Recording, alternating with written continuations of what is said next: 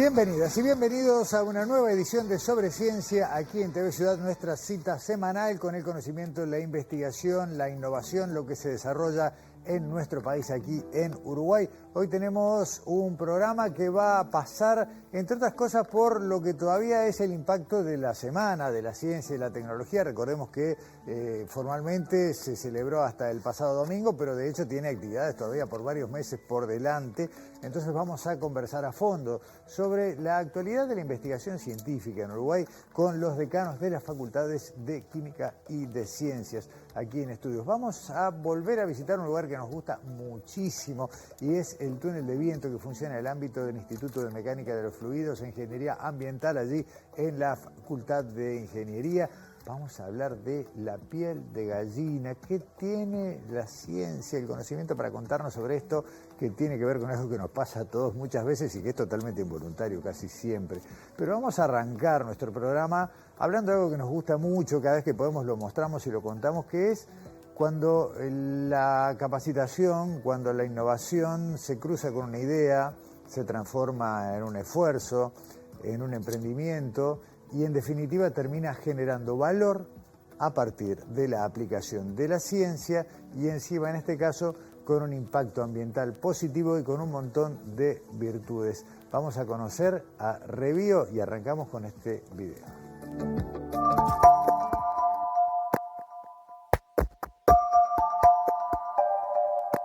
Revio es un emprendimiento uruguayo que surge de la visión científica de Valeria De Angeli, ingeniera química, y Diego Lois, ingeniero industrial.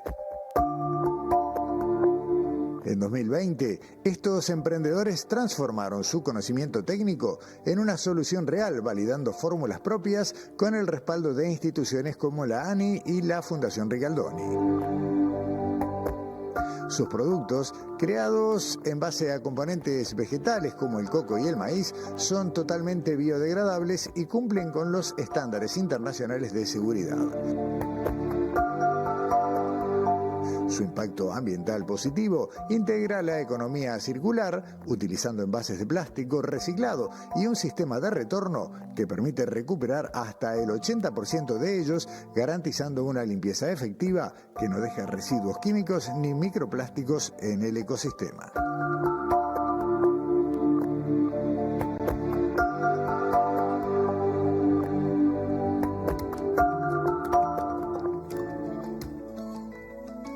Bueno, ahí veíamos una introducción, una presentación sobre Revio. Valeria De Angeli, después me vas a aclarar porque lo veo escrito sin tilde, ¿De Angeli o De Angeli? De Angeli. De Angeli, gracias. Ingeniera química, bienvenida a Sobre Ciencia, muchas gracias. Muchas gracias. Valeria, tú y Diego, tu compañero además. Sí, mi esposo, sí. Tu esposo. En el 2020 es un año muy pandemia. Sí. ¿Qué les pasó? ¿Cómo se les ocurrió dejar sus trabajos? Digamos, los dos tenían sus ocupaciones. Sí. Y meterse en este nicho, en este rumbo que es de emprender en base a la investigación y el conocimiento. Sí. Bueno, fue como otro hijo que tuvimos, digamos. Claro. Es un emprendimiento familiar, somos familia.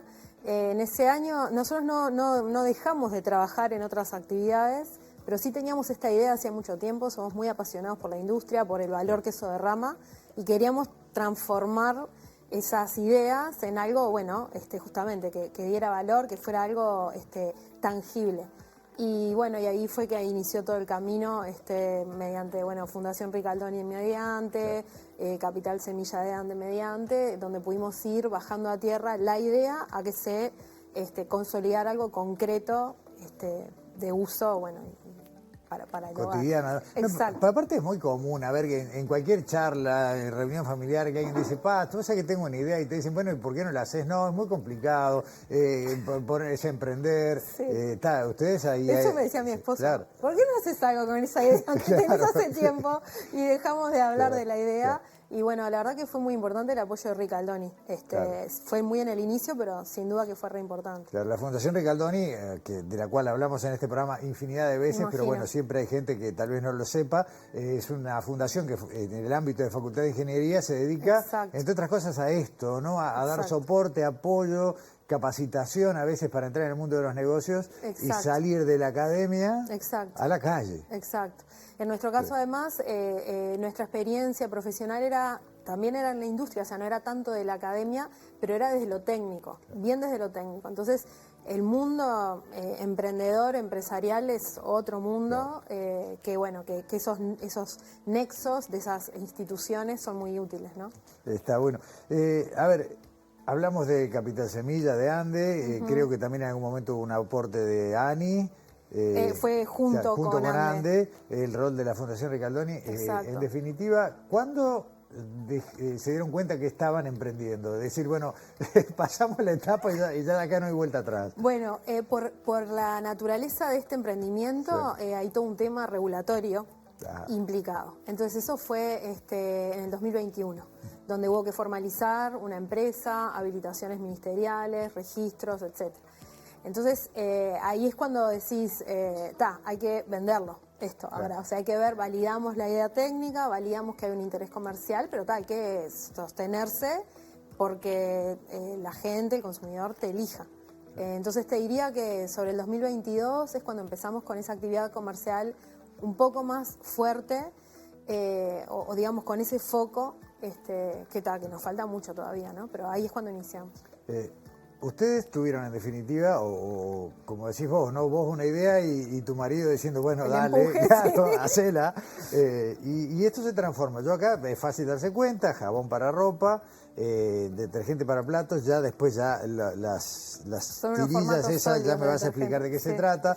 Pero en definitiva, todo esto es a base de plantas. Exacto. Porque también podía decir, bueno, en realidad tengo una idea para hacer un detergente para ropa, igual que los otros, pero más barato. Sí. Sin embargo, fuiste para otro lado, pues fueron para el lado de lo sostenible, de lo ambiental, de un impacto lo menor posible. Correcto. Después está el tema de los envases también. Correcto. Pero, ¿qué pasó ahí? Por un lado, hay como una motivación desde hace muchos años de ser medios obsesivos con la eficiencia de los recursos. Es algo capaz un poco de formación profesional, haber trabajado en la industria, ¿no? Que cualquier cosa que se use, cualquier actividad humana tiene impacto, eso es inevitable. Entonces, bueno, lograr hacer las cosas con el menor impacto posible y si hasta puede haber un impacto positivo, mejor. Por otro lado, yo quería consumir este tipo de productos y no los encontraba y conocía que había materias primas, moléculas, o sea, había posibilidades de formular este tipo de productos, pero bueno, no sé si por algún motivo acá no estaban, acá y en la región no estaban. Entonces nació del interés de hacer las cosas de esa manera, pensando desde la cuna a la tumba, como se dice, un producto, no solo la fórmula, no solo el costo, que el costo lo tiene que hacer viable, pero también todo lo que implica la producción, la elaboración, la devolución del envase, cómo se aplica, etcétera. Entonces surgió un poco por eso, por un interés propio, por buscar este tipo de productos y transformarlos en algo que fuera viable comercialmente. Yo los mencioné recién, jabón para ropa, detergente para platos, aquí esto también es para ropa, es para ropa en otra y hay uno para lavavajilla automática. Bien, estos serían hoy los 4 productos que ustedes ya tienen. Tenemos algunos más, tenemos suavizantes también de base vegetal. El valor, digamos, de nuestros productos, además del origen de las materias primas, es que todos sus componentes sean biodegradables, no solo lo que pide la reglamentación técnica. No ponemos ningún componente tampoco que tenga persistencia, aunque cumpla una función en el lavado. Nosotros buscamos dar esa buena eficiencia o eficacia en el lavado, ajustando la fórmula con componentes de origen vegetal y de alta biodegradabilidad.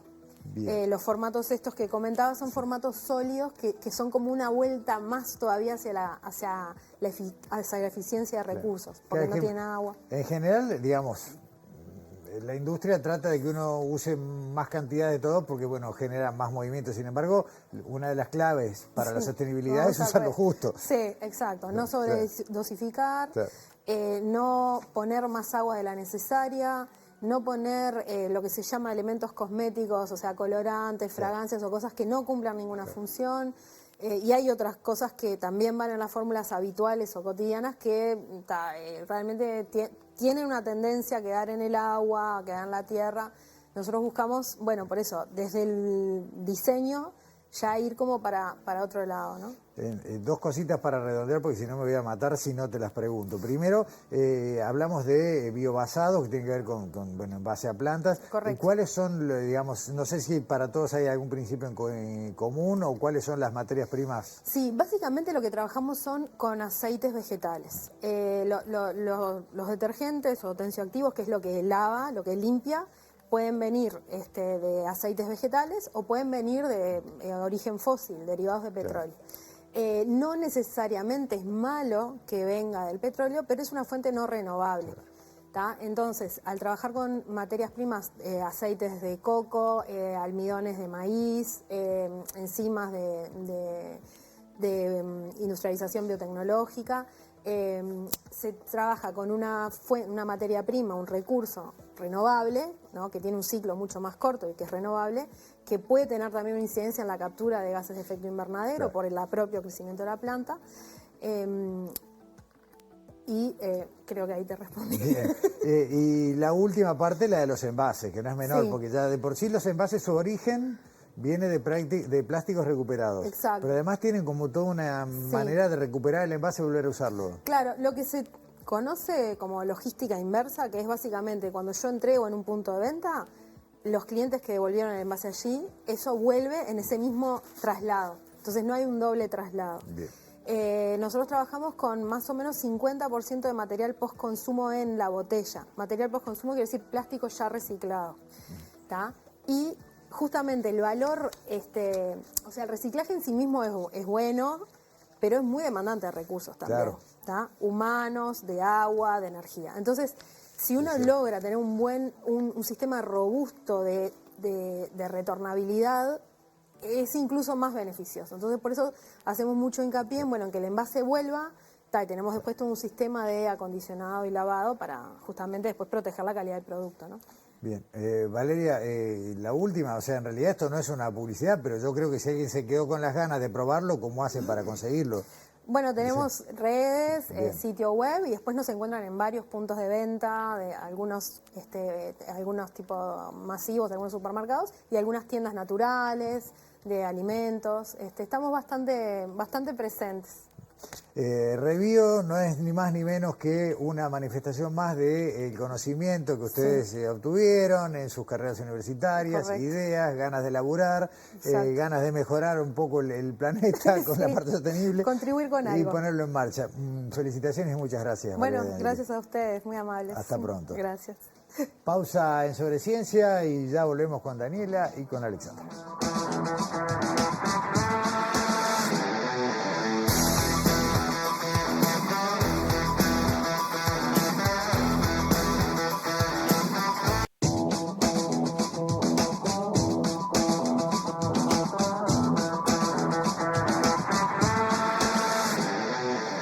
Seguimos haciendo sobre ciencia aquí en TV Ciudad. En el primer bloque hablábamos de conocimiento aplicado al sector productivo, innovación traída a partir de ideas que se ponen en marcha, primero en el ámbito universitario y después llegan a nuestros hogares. Ahora vamos a seguir hablando de ciencia porque eso es lo que atraviesa todo el programa, pero de algo bien distinto que me pidió Daniela que no les cuente nada. Miren, no les voy a contar nada. Bueno. Sí, porque me haces spoiler. Exacto. No, y vamos a presentar el primer programa de primer informe de un ciclo que, poniéndonos así creativos, se va a llamar algo así como Sin Querer Queriendo. Opa. Ha sido un homenaje al Chavo del Ocho. Pero sin querer queriendo, porque vamos a hablar de esos fenómenos, esas reacciones que tenemos en el cuerpo y que muchas veces no nos damos cuenta, que son involuntarias, que no las podemos reproducir por nuestra propia voluntad y que pensamos que son inútiles o que no tienen una función. Pues no, pues tienen una función. Todo es por algo. Exactamente. Les vamos a invitar a entender el cuerpo en este ciclo como un sistema inteligente, un cuerpo que reacciona, que se adapta y que que desarrolla determinados mecanismos o fenómenos que tienen una explicación, una historia evolutiva, o sea, pueden tener también un origen en la evolución que después fue mutando o que permanece hasta hoy menos visible o menos evidente. ¿Y qué son esos fenómenos como el bostezo, la piel de gallina, el hipo, el estornudo? El hipo, tremendo. Exactamente. Entonces, bueno, vamos a entrar desde la ciencia en estos fenómenos que hacemos sin querer queriendo. Exacto, muy bien. Ahí está. Y de la mano de alguien que sabe del tema, porque en realidad no es que sea experto, en este caso, en el programa de hoy, en la piel de gallina, sino que es neurocientífico, porque muchos de estos mecanismos tienen una base en la neurociencia. Entonces, vamos a recorrer este ciclo de la mano de José Pedro Prieto, investigador del Departamento de Neurociencias de la Facultad de Ciencias, que nos va a ir contando programa a programa, informe a informe, la ciencia y las explicaciones biológicas detrás de estos fenómenos que no sabemos por qué pasan y para qué. Y sobre todo el para qué. Exactamente. Bueno, y por eso en la primera parte, en la primera entrega y en esta primera parte del informe le preguntamos a José qué es la piel de gallina y cómo funciona.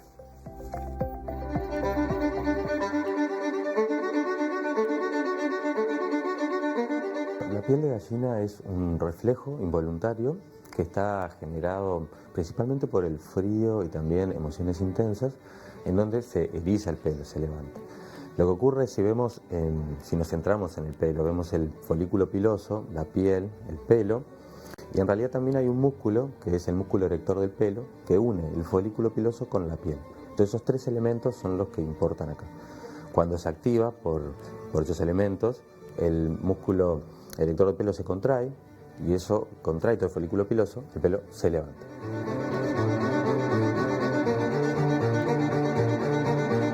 Para entender bien cómo es que se genera esto, y hay que conocer un poco más lo que es el sistema nervioso simpático. Es una red de nervios que salen del tronco encefálico y la médula espinal hacia todo el cuerpo. Ahora, la función de este sistema nervioso simpático sobre todo es preparar el cuerpo para la alerta, la respuesta, ¿sí? Periodos como de actividad. Está asociado al famoso también proceso de lucha o huida, ¿sí? Es un punto que hay que tomar decisiones fuertes frente a una amenaza, por ejemplo. Bueno, el sistema simpático es quien llega hasta estos tres elementos, hasta el folículo piloso y hasta el músculo erector del pelo, y es el que frente a una amenaza o frente a emociones intensas o al frío, lo activa y ahí genera esa erección del pelo. Y con eso también se ven esos bultitos en la piel, que es la famosa piel de gallina.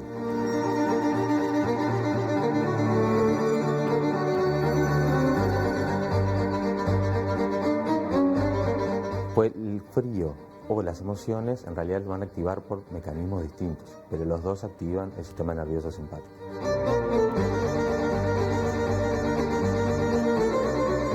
El miedo es muy efectivo en esto y se ha estudiado mucho, por eso siempre se habla solo desde el miedo. Pero también todos sabemos que de repente escuchamos una canción que nos mueve y se nos pone la piel de gallina, o con un tacto placentero, o algo que nos emociona mucho.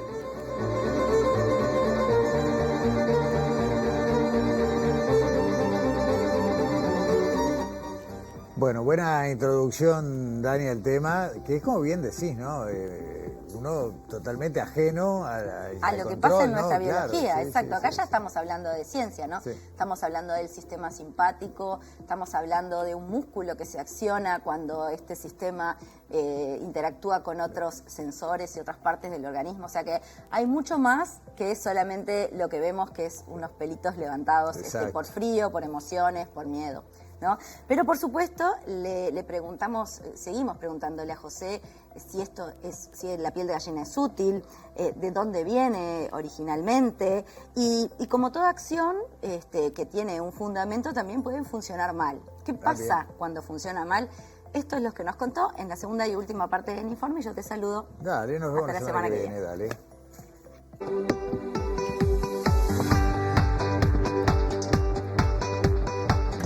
Está presente en todos los mamíferos. Entonces, ¿qué función puede tener en mamíferos con mucho pelo? Bueno, al erizar el pelo, eso lo que generaría es una capa más ancha de pelo, entonces uno pensaría que retiene mejor el calor, entonces ayuda a regular la temperatura. Sí, a nosotros eso no nos sirve. Por otro lado, también, con el sistema simpático, que hablamos de esto, de esta acción en lo que es la huida o la lucha-huida, también tiene una función de plantarse frente a una amenaza e intentar disuadirla, pero eso tampoco nos funcionaría mucho a nosotros.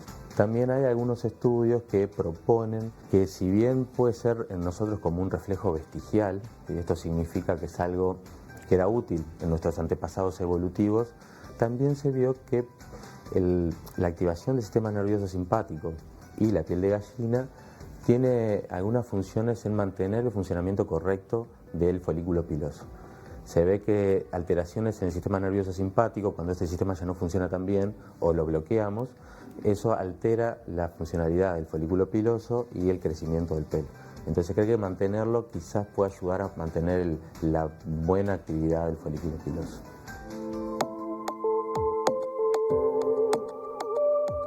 La piel de gallina es un reflejo involuntario, también de normal, no es nada patológico, a todos nos pasa, pero yo tenía un profesor de biología en sexto de liceo, que siempre lo recuerdo en medicina, el profesor Laforgue, que siempre me decía, bueno, todo lo que funciona bien puede funcionar mal. Entonces, cualquier elemento patológico que pueda alterar el sistema nervioso simpático, la parte que llega hasta el folículo piloso, bueno, eso puede alterar también la piel de gallina. Y hay algunos casos reportados que se reportan en revistas científicas o médicas, porque justamente son casos que son raros, entonces nos permiten, al investigarlo, ganar conocimiento de estas cosas, que muestran, por ejemplo, una persona que empezó a tener piel de gallina constantemente, y lo más importante también es que no se le iba, no lo dejaba dormir, muy molesto. Y bueno, al final, frente a esto que era muy molesto, en una resonancia magnética, ahí le detectaron que tenía un tumor en el cerebro, en el lóbulo temporal. Entonces, eso presionaba una zona de actividad que generaba la activación del sistema simpático. De todas maneras, eso lo operaron, se quitó el tumor, la persona a los 2 años se controló y se recuperó sin problemas, o sea que fue un caso de final feliz, pero estas cosas pueden pasar, ¿sí? Son casos que te ponen la piel de gallina. Perdón, no me pude contener ahí.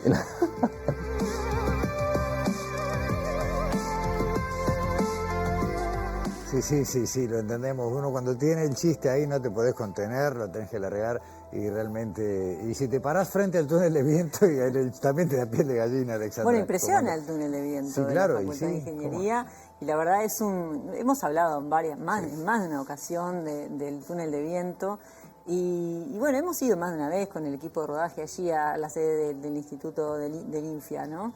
El Instituto de Mecánica de los Fluidos e Ingeniería Ambiental, que bueno, allí está el túnel de viento, que impresiona, tiene 17 metros de largo, tiene 2,5 metros de ancho y 1,80 de altura, y se hacen muchas investigaciones allí, más allá de que presta un servicio. Claro, se hacen investigaciones universitarias, pero también se utiliza para moldear futuros edificios, instalaciones, tema de transporte. Claro, nosotros vemos muchas construcciones en Montevideo, principalmente de edificios o de comercios, y bueno, una de las tantas cosas que se estudian es cómo va a ser el viento en esa construcción. Obviamente estamos hablando de una escala, bueno, lo van a explicar bien ahí los que saben. En esta oportunidad hablamos con Ignacio Franco, que es ingeniero, es doctor, es docente, responsable de estudios aerodinámicos de allí, del laboratorio, que se llama así, Laboratorio de Túnel de Viento, que nos cuenta justamente qué tipo de pruebas hacen en el túnel de viento y para qué.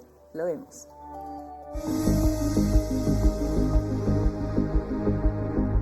Estamos en el túnel de viento de la Facultad de Ingeniería, que está instalado en el Instituto de Mecánica de los Fluidos e Ingeniería Ambiental, y la principal función que tiene el túnel de viento es simular el viento atmosférico. Eso es lo que nos permite simular el viento en el que vivimos nosotros, digamos, la capa límite atmosférica, que vendría a ser la primera capa de aire de la atmósfera, y es donde vivimos nosotros, donde están los edificios, donde están los autos, los puentes, todas las obras de ingeniería que interactúan con el viento, digamos. Las capacidades que tiene el túnel de viento permiten proveer varios servicios, digamos. Uno de ellos es la calibración de instrumental. Digamos, hay unos instrumentos que se llaman anemómetros, que son instalados en distintas estaciones meteorológicas, que puede ser en aeropuertos o agronómicas, que se utilizan para caracterizar el viento, y esos instrumentos, por su principio de funcionamiento, tienen que recurrentemente pasar por el túnel de viento para ver cómo están funcionando, si están yendo bien, mal, y ajustar la ley de funcionamiento. Otra línea de trabajo que tenemos es el estudio de la interacción del viento con edificaciones o estructuras. En particular, en las edificaciones, de las líneas de trabajo que más interesan es caracterizar cómo el viento escurre en torno a las edificaciones, o sea, si el hecho de que uno construye un edificio va a generar vientos altos en su entorno o no. La metodología del ensayo depende un poco de qué tipo de ensayo estemos realizando. Si estamos en esto de confort eólico, principalmente lo que medimos es el viento en torno a un modelo a escala, que se parece mucho a una maqueta. Cuando hacemos un modelo a escala del edificio o la construcción que sea, la colocamos en el túnel y medimos el viento en torno a él. En los casos de los ensayos más estructurales, digamos, depende un poco de qué tipo de ensayo sea, pero a grandes rasgos construimos un nuevo modelo a escala y a ese modelo lo que hacemos es instrumentarlo para poder medir las presiones que ejerce el viento en torno a la cáscara de ese edificio.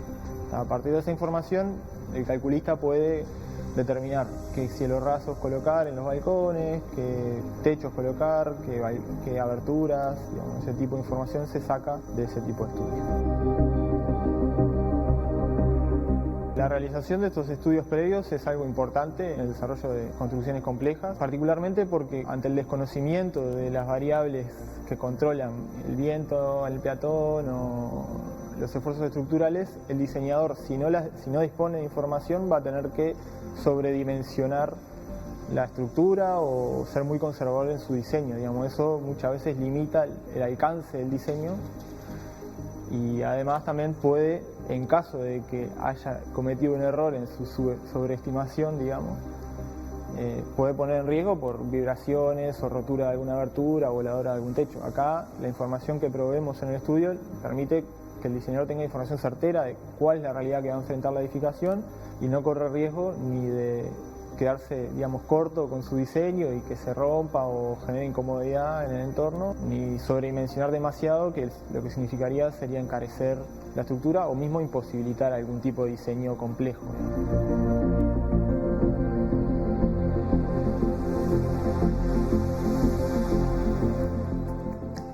Aplicaciones obviamente muy claras en tema de arquitectura o de la ingeniería de obras de gran volumen, pero tiene un montón de otras aplicaciones y lo hemos visto, ¿no? Hasta para árboles frutales, vehículos para de vegetación, para espacios donde van a transitar las personas. Espacios públicos. Claro, espacios públicos. Es realmente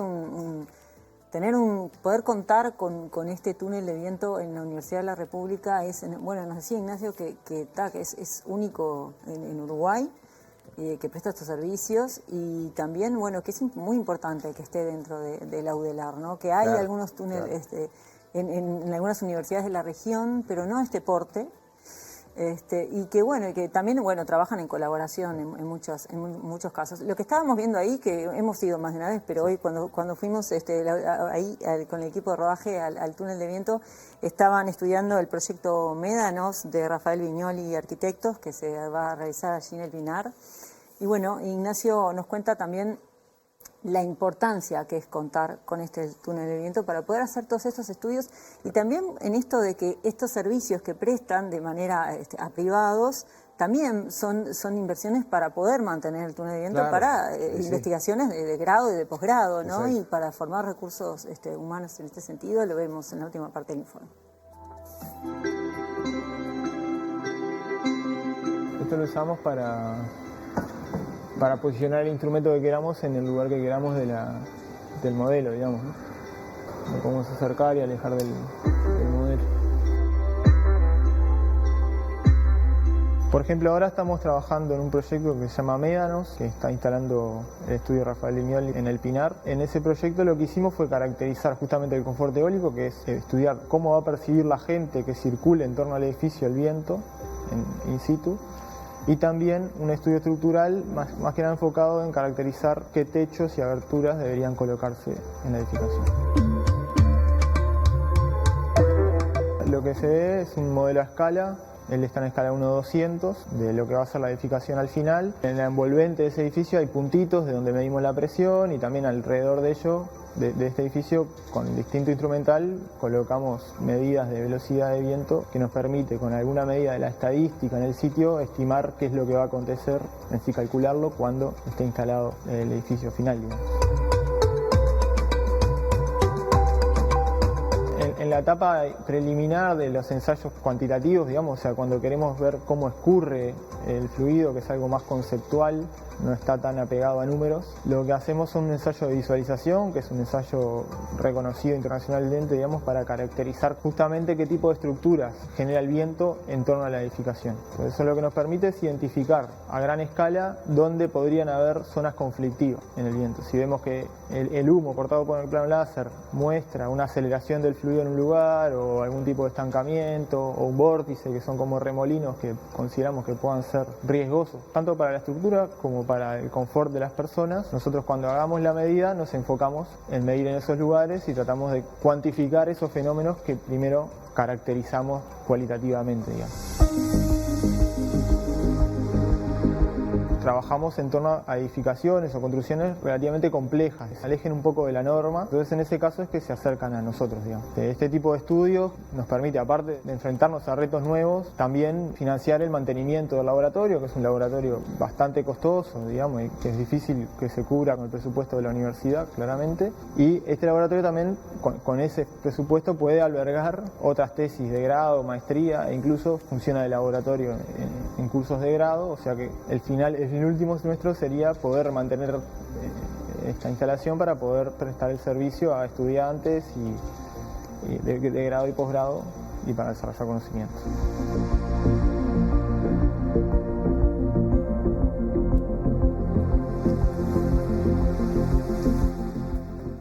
Tengo un pálpito, pero esto es totalmente traído de mi imaginación. De tu percepción. El año que viene, en ese túnel de viento, tal vez se diseñe un auto de carrera. Y por acá Todo me puede quedo. pasar. Y por acá me quedo. Y por acá me quedo. Bueno, lo dejaremos nos dejaste con la intriga. Algo vamos a adelantar pronto. Bueno, hemos presentado un proyecto de un camión, Sí, varias recuerdo, cosas, pero es muy importante y tiene mucho valor poder contar con un laboratorio como este aquí en Uruguay. Gracias, Alexandra. Hasta la semana que viene. Hasta la semana que viene. Pausa en Sobre Ciencia. Volvemos con los decanos de las Facultades de Química y de Ciencias, Álvaro Mombrú y Juan Cristina.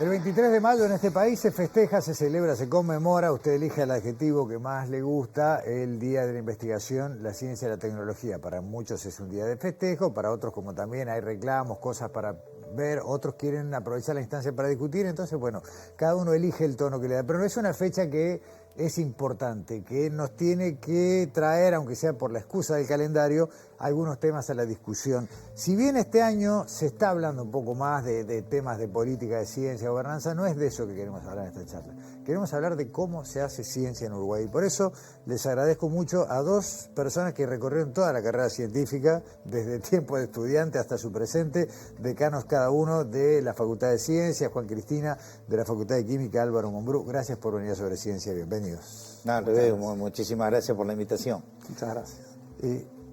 Con todo, y ustedes que tienen ya un buen recorrido, hoy ya no lo miran como loco a una persona, una gurisa, un gurí que dice me gustaría seguir el recorrido de la ciencia en Uruguay. ¿Cómo era cuando ustedes hicieron ese planteo allá, en el momento de decidirlo?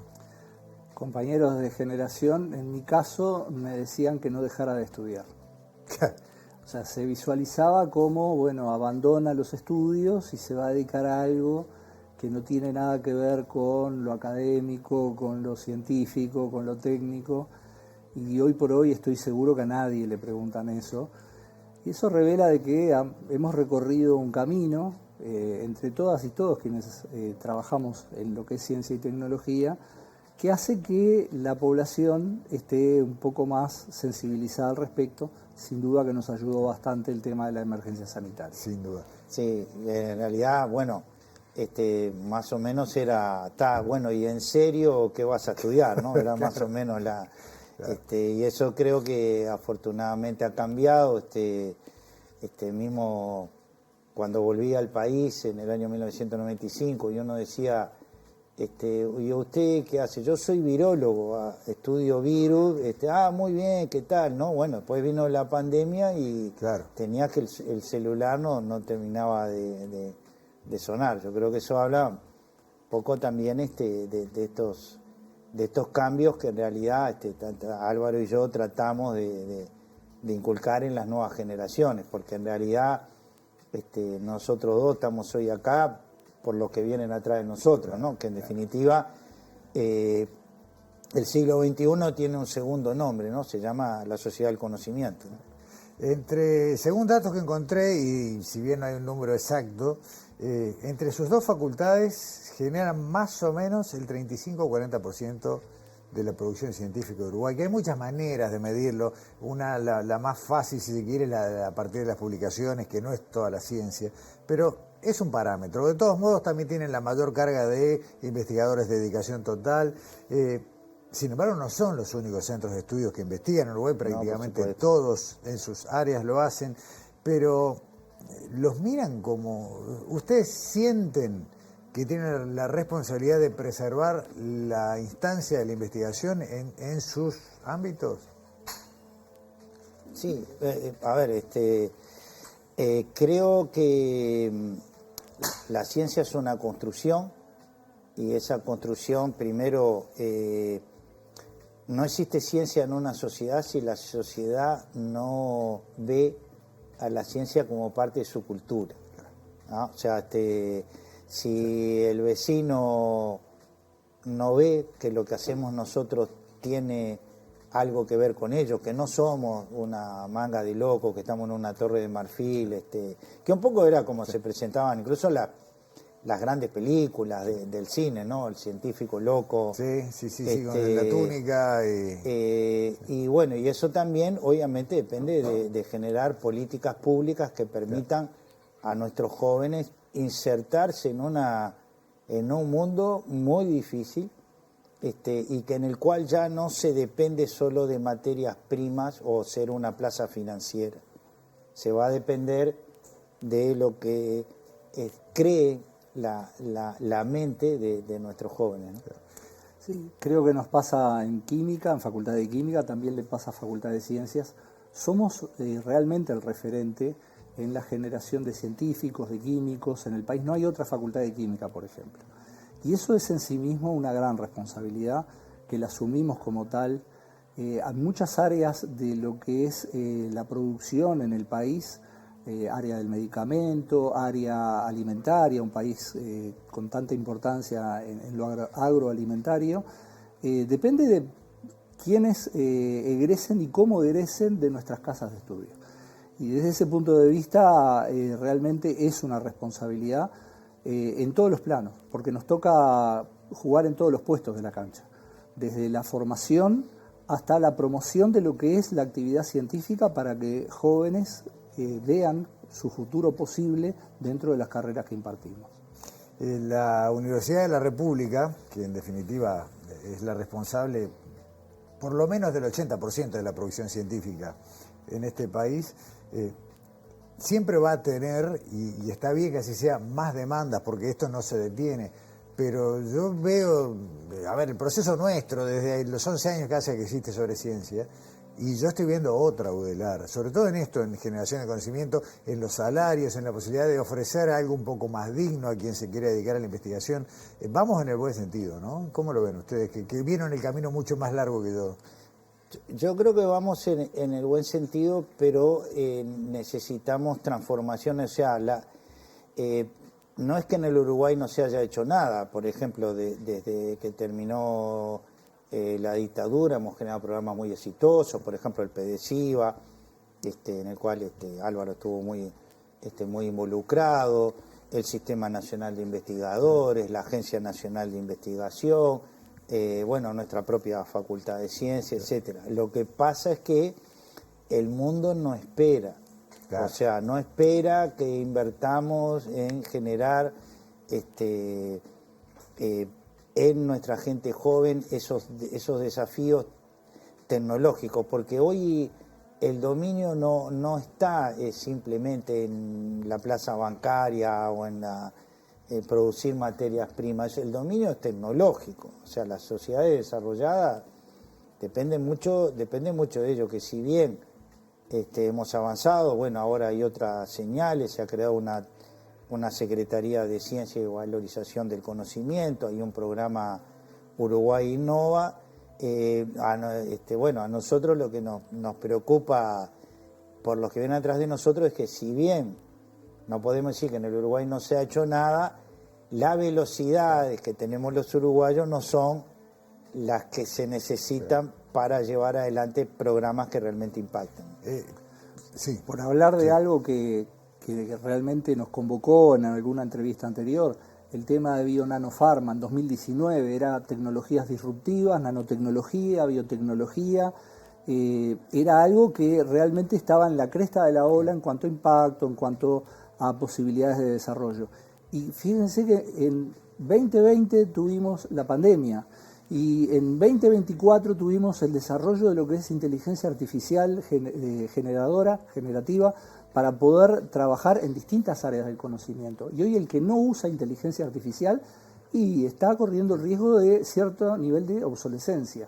Entonces, como dice Juan, no espera. Claro. Esto hay que estar versátil, dinámico y ágil. Es que me meto en sus especialidades. La posibilidad de experimentar lo que se llama en la jerga in silico. Es decir, bueno, se me ocurre que si una molécula se compone de tal manera y poder probarla y sus propiedades, sus características, si no tenés una herramienta poderosísima de informática no podés.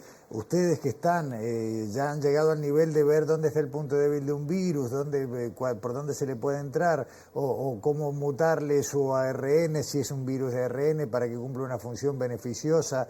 Y no, todo esto, hasta hace poquito, era una linda novela y poco más. Pero todo esto, como dice Álvaro, o sea, si no tenés las herramientas para trabajarlo, lo lees en los libros. Yo creo que es un poco así. Además, hoy, digamos, tenemos que dejar de lado esa idea que tenemos de esa pequeña aldea, ¿no? Con esas suaves ondulaciones, ¿no? Hoy, no sé, hoy estamos en contacto con los colegas que están trabajando en un brote de ébola en África. Claro. Cuando la ciencia, no hay una ciencia uruguaya, una argentina y una francesa. La ciencia es una sola y en realidad lo que hablaba Álvaro, por ejemplo, cuestiones muy disruptivas pueden significar una ventaja tecnológica que no dimensionamos la potencialidad que tiene, incluso en la generación de empleo, claro, ¿no? Cosa que es importante si pensamos cómo eran las cosas hace 30 años. Hoy usamos tecnologías que antes teníamos que hacer a mano y hoy se hacen con máquinas automáticas y entonces yo creo que todo eso tiene un impacto que hoy es capital, sobre todo para para, digamos, tener una ciudadanía que se precie de la gente que viene atrás de nosotros, ¿no? Se requiere investigadores, como dije anteriormente, con versatilidad, con capacidad de poder insertarse rápidamente en temas de alto impacto que surjan, con la profundidad que corresponde. Se requiere capacidades de cálculo, capacidades informáticas, capacidades en equipamiento para medir lo que nunca antes se había podido medir al nivel de resolución que antes no se podía. Se requiere mucha cosa, hoy es más exigente que nunca. Claro. Entonces, desde ese punto de vista, el desafío es muy grande y la ciencia uruguaya, la ciencia y la tecnología, tiene realmente que estar equipada con infraestructura, con capacidades, porque si no se pierde pie muy rápidamente. Y además, ¿dónde van las ideas, no? O sea, hoy las inversiones van a donde están las ideas. Claro. Las ideas, ¿no? Si es tecnología, puede estar en Taiwán, claro. Usted puede estar en Taiwán, en Uruguay, les da lo mismo. O sea, si tenemos jóvenes con capacidad de emprender nuevos horizontes, que es lo que tratamos de hacer en nuestras facultades, las ideas, el mundo es uno solo y las ideas O sea, las cosas van a donde está la idea. Sí, y es sabido, que, contando lo que dice Juan, que cuando se requieren de inversiones de alta tecnología, se hace una revisión en el país donde se va a instalar esas inversiones, cómo está de recursos humanos calificados en el área de interés. Entonces, formar investigadores, formar científicos, formar tecnólogos, es muy importante porque también atrae inversión. Nosotros tenemos una tasa relativamente baja de personas que se dedican a la ciencia por habitante, incluso Bajísimo. comparándolo con los países de la región. Eso sigue igual. Sigue igual. Sí, sí. Sigue igual. ¿Y cómo hacemos? Bueno, hay que tener políticas sectoriales que permitan, digamos, llevar a que la situación sea otra. Eso es un tema también educativo. Digamos, el tema educativo es un tema también importante, ¿no? Es decir, cómo se están formando las nuevas generaciones, y eso también a nosotros, en el caso nuestro de Álvaro y yo, integramos parte de lo que es el Sistema Nacional de Enseñanza Pública. Ahí es donde tenemos que invertir y poner el acento, porque el futuro va a estar en las capacidades cognitivas, las ideas, la educación que tenga nuestra gente, porque somos un país de 3 millones de habitantes, Claro. ¿no? Está bien, pero como sociedad capaz que tenemos que hacer un trabajo en eso, ¿no? Así que a los gurises no les pase lo que les pasó a ustedes. O sea, que en realidad decir, hay trabajo, porque la tasa de investigadoras e investigadores que tenemos muestra que hay trabajo para más. Sí, la forma de convencer a los jóvenes, a las y los jóvenes, para que puedan estudiar carreras científicas y dedicarse a esta actividad, que es apasionante, debo aclarar, es básicamente mostrar de que lo que les espera es un futuro venturoso, que hay inversión en ciencia y tecnología, inversión en equipamiento, en infraestructura, que es una carrera dignificada desde la inversión para que los jóvenes, las y los jóvenes puedan estudiar y decir, yo tengo futuro en esto. Y cuando llegue a la edad que tenemos Juan o yo y que están a cierta altura de la carrera, decir, pude hacer todo esto, pude cumplir lo que me había puesto como objetivo a la hora de elegir la carrera científica y hacer un montón de cosas que están en mi acervo. Claro. Y estoy contento y me siento realizado. Y para eso es necesaria inversión. Muchas veces hablamos de la poca inversión que existe en fútbol y justificamos que no estamos bien por eso. Piensen que eso es una pelota de fútbol y una cancha. Imagínense en ciencia, si no hay inversión, lo que podemos hacer es muy limitado. Sí, también creo que es bueno recalcar que hay, sobre todo cuando hablamos, las vocaciones científicas empiezan increíblemente bastante jóvenes. Por ejemplo, tenemos áreas en la cual, por ejemplo, nos faltan mujeres, sobre todo el área de física, de matemáticas, un poco menos, pero también, y entonces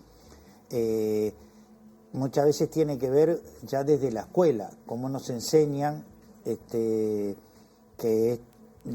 tipo de... Un sesgo de género, para tal o cual esto no disciplina. es para vos, claro. ¿no? Y eso juega mucho el sistema educativo, sobre todo hay estudios hechos de las academias de ciencias, como también la que integramos Álvaro y yo, en el cual está claro que, por ejemplo, hacer experimentos genera una cantidad de vocaciones de las áreas. Yo puedo decir que una niña, un niño decida ser médico, desea ser veterinario, decida ser químico, y es simplemente exponerlo a lo que es la ciencia haciendo experimentos, ¿no? Y mostrar las buenas noticias de la ciencia, ¿no? Porque generalmente ustedes son requeridos, ustedes y todos sus pares, cuando las cosas salen mal, ¿no? Cuando tenemos, bueno, hace poquito con el antivirus, te vimos desfilar a ti y a toda la gente de virología por los informativos, ni hablemos de lo que fue el episodio de la sequía y todo el rol que tiene Facultad de Química en el control de calidad de agua, pero también hay que dar el lado bueno, decir, bueno, mirá, esta persona desarrolló una carrera, le fue bien, o esperemos que se abra de una vez la licenciatura en oceanografía para ver el impacto de Uruguay Sub-200 en esas vocaciones. Sí. La ciencia es linda. Sí, claro que sí. Apasionante. Claro que sí. Yo les quiero agradecer mucho. Me quiero despedir con una anécdota que recordaba ahora, no lo tenía presente. Cuando Sobreciencia, un programa de radio, hicimos un pequeño ejercicio de preguntarle a 3 o 4 referentes en áreas cómo pensaban que iba a ser su sector en 30 años. Y como Juan Cristina ya era decano de Facultad de Ciencias, no hablamos de virus, sino que hablamos de la enseñanza universitaria. Y él en ese momento, creo que fue en el año 2015, si no me equivoco, nos dijo, dentro de poco nadie va a hacer una sola carrera universitaria. Nadie va a hacer un solo trayecto. Acá tenemos un físico y un químico, ¿no? que de alguna manera, si bien la juntaste, en el mismo lado viene por ahí. No conozco otro, aclaro. ¿No? Yo no conozco otro, no. Pero, nadie cometió ese error de nuevo. Pero cada vez se ve más también, ¿no? Jóvenes que empiezan una carrera y dicen, no, esta me gusta, pero que después que termine voy a hacer digo, en Facultad de Ciencias ahí siempre pasa, uno puede pensar que le gusta una especialidad y después ve otra, uno puede pensar que le gusta la biología molecular y después ve la nanotecnología y agarra para ese lado, por eso es tan apasionante, o puede agarrar, puede hacer cosas muy, muy, muy diversas. Por ejemplo, yo he tenido alumnos que han hecho sus tesis en virología conmigo y hoy trabajan en neurociencias, claro, trabajando en enfermedades neurodegenerativas, o sea que tenés un abanico enorme de cosas para hacer, ¿no? Yo les quiero entregar los presentes de Ística, objetos que son, ahora les voy a mostrar en cámara, hoy toca muchas gracias. Los mousepad, a ver si lo mostramos así para que se vea bien. Esta es la colección que Ística hizo especialmente para la 6ª temporada de Sobreciencia. Esto no se compra, esto no se vende, son los souvenirs por acompañarnos. Muchísimas gracias. Y el agradecimiento enorme por darnos ese tiempo, acompañarnos en el programa. Al revés. Bueno, y seguiremos hablando como siempre. Al contrario, muy agradecido, muchos éxitos. Muchas gracias. Muchas gracias, hasta pronto. Cerramos el programa de hoy y nos vemos acá la semana que viene en TV Ciudad.